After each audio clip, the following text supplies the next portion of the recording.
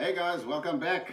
I'm busy cleaning this little crawler because originally I didn't want to make a video of it. I wanted to make a video of us driving out on the trail.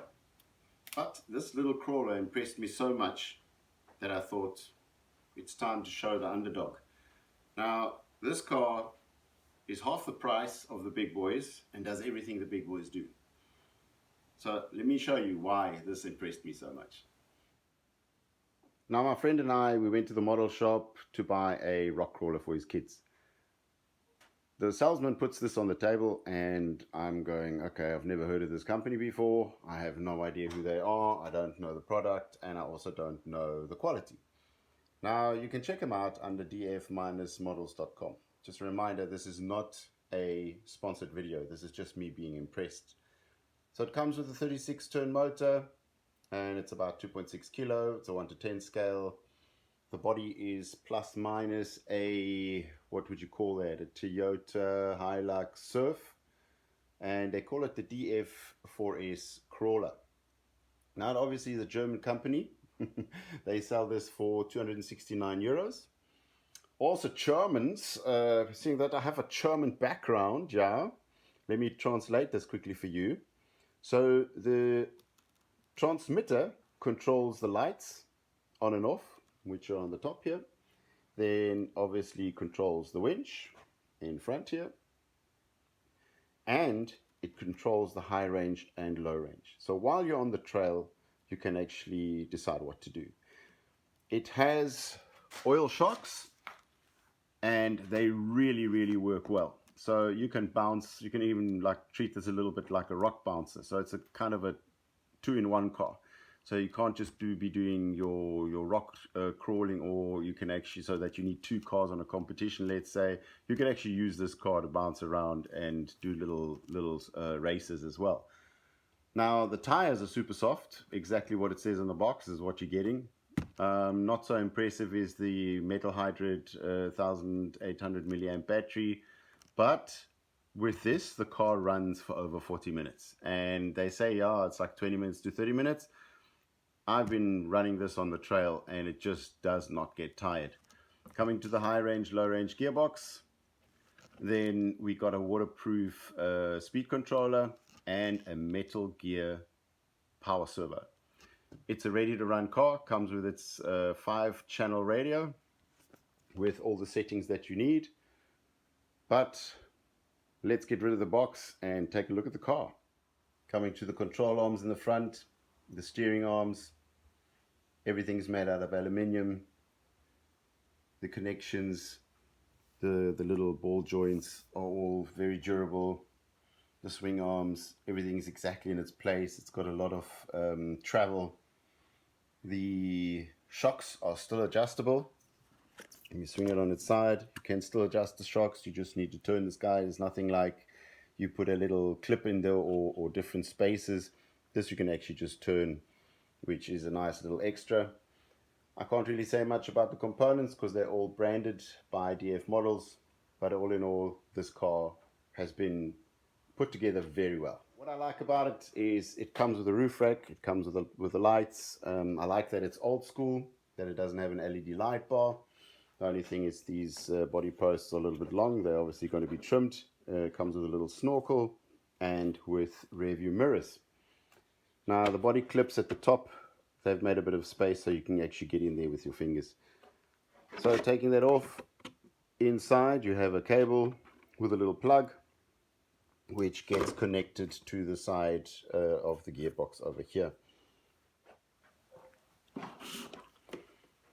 I'm just going to connect the little light plug, click it in here. What I like to do is just open up the battery velcro a little bit and put it in there so that it doesn't come out to the side.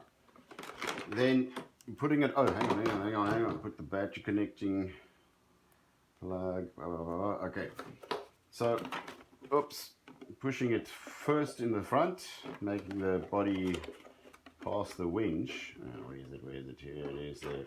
Pushing the nose in a little bit past the winch. Same thing at the back. This is supposed to be installed the other way around. We've done it now this way. I'm going to do a little cut in here so that the body sits a little bit better.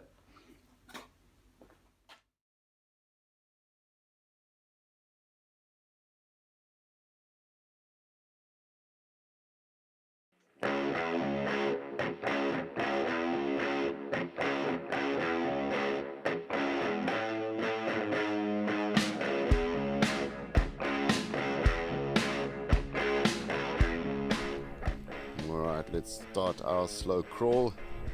The transmitter really reacts super well to this waterproof crawler speed controller. What I'm going to try and do is put the back wheel against the rock edge over here so that my turning circle is manipulated a bit by the tire hooking on the rock.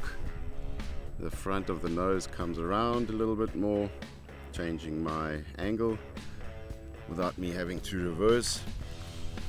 Let's keep the slow crawl going.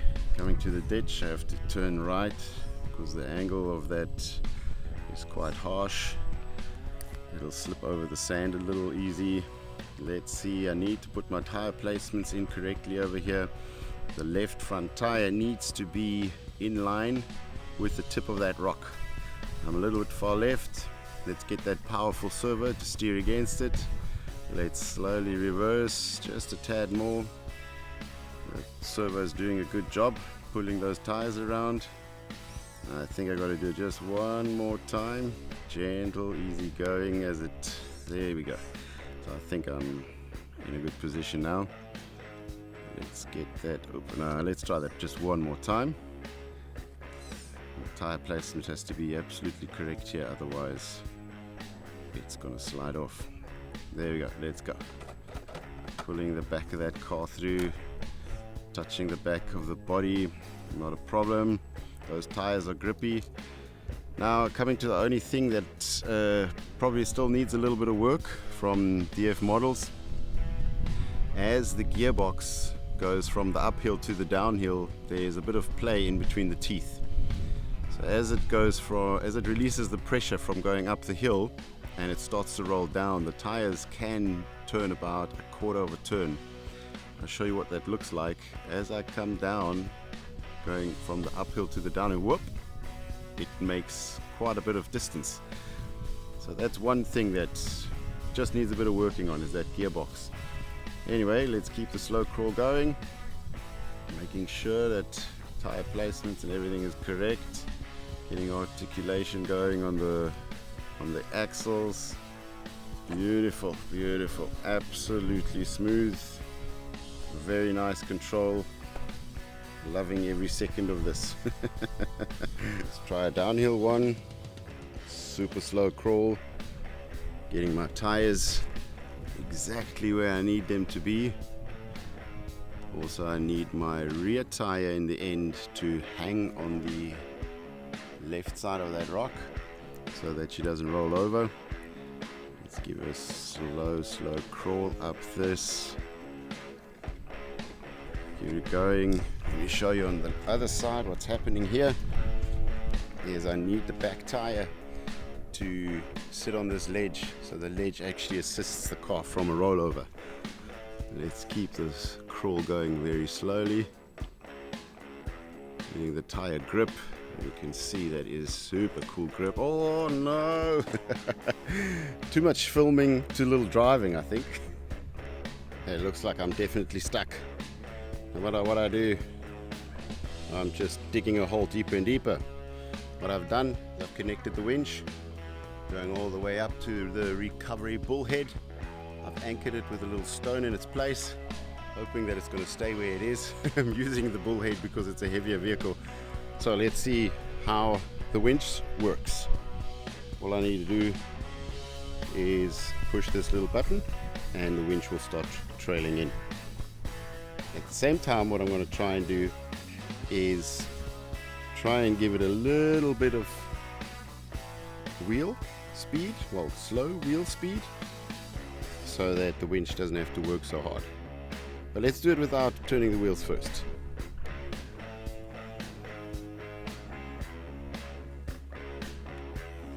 Oh gosh, it's actually this little car is heavier than I thought. It's actually starting to lift the bullhead. You can see that. Oh my god. Okay, no, thank you. Okay, I'm going to start turning the wheels just ever so slightly and push the winch button.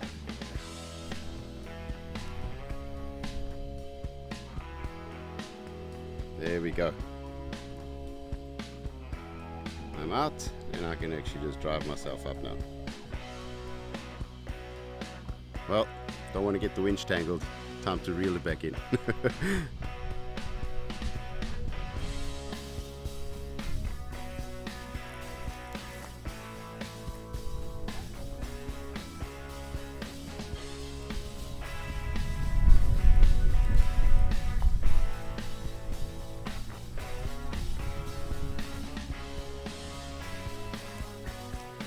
And off to the studio. I'm back in the shed and it looks like I'm going to have to clean this car again. Before I give it back to my friend, that is.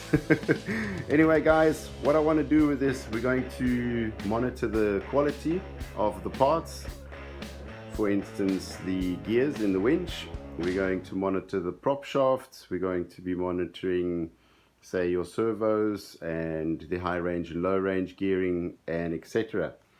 Now, all in all, for a first time crawler, I think this is absolutely perfect. It has really everything, and being a long time crawler, I really think this car has got a lot to give.